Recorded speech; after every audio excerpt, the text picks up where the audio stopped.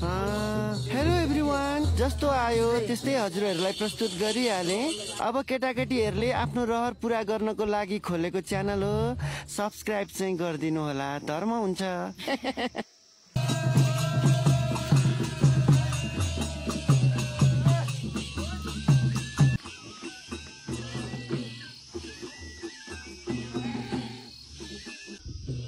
Uncle कस्तो भइरहेछ भइले?